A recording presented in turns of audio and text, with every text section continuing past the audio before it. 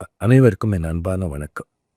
உலகெங்கிலும் இருக்கிற தமிழ்ச் சொந்தங்களுக்கு ஒரு செய்தியை நான் விளக்கமாக தர விரும்புகிறேன். அமெரிக்காவில அட்லாண்டா மாநகரத்தில நாங்க ஒரு நிகழ்ச்சிக்காக வந்திருந்தோம். அந்த நிகழ்ச்சிக்கு வரும்போது பல தமிழ் சொந்தங்கள் வீடுகள்ல இருந்து சமையல் பண்ணி எங்களுக்கு சாப்பாடு போடுவாங்க. சில நேரங்கள்ல சாப்பாடு நம்ம ஊரு உணவ விட சுவையாக இருக்கும்.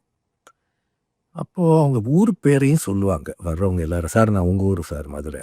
சார் நான் திருச்சி, நான் வாடிப்பட்டி, நான் தேனி" இப்படிலாம் சொல்லுவாங்க. அப்போ ஒருத்தங்க காரைக்குடின்னு சொன்னாங்க. அப்ப நான் செட்டிநாடான்னு கேட்ட ஞாபகம் இருக்கு. செட்டியாரான்னு நான் கேட்கல.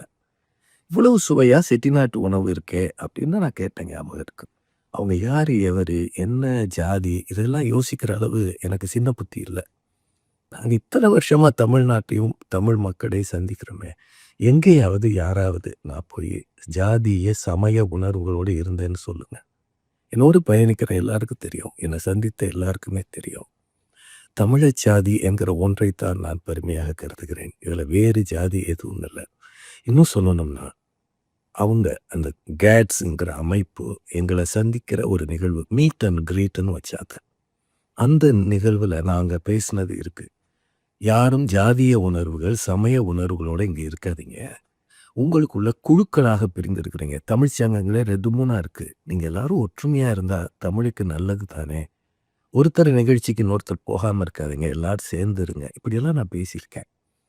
அந்த ஊர் நிகழ்ச்சி நடந்ததே பிப்ரவரி 3ஆம் தேதி செவ்வாய்க்கிழமை.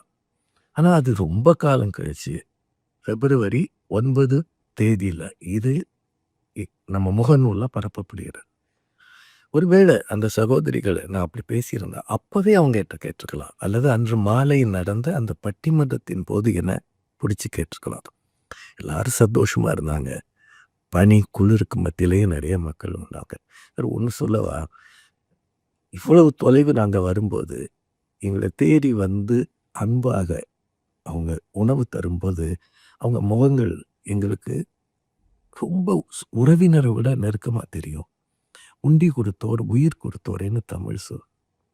இந்த ஊர்ல இருக்கிற பிரெட்டுக்கு மத்தியில இட்லி, தோசை, பொங்கல், நல்ல உணவு இதெல்லாம் கொண்டு வந்து அவங்க குடுக்குறாங்க. 1 மணி நேரம், 1/2 மணி நேரம் பயணம் பண்ணி. அந்த பிள்ளைகளின் அன்புக்கு நிகர் அது மட்டும் தான். அவங்கள போய் நான் ஜாதியை பத்தி விசாரிப்பேனா? ரொம்ப தவறான பதிவுங்க. உண்மையிலேயே ரொம்ப மனவலியோடு இத பேசுறேன். எந்த காலத்திலும் நான் அப்படி இருந்ததில்லை, இருக்கப் போவதும் இல்லை.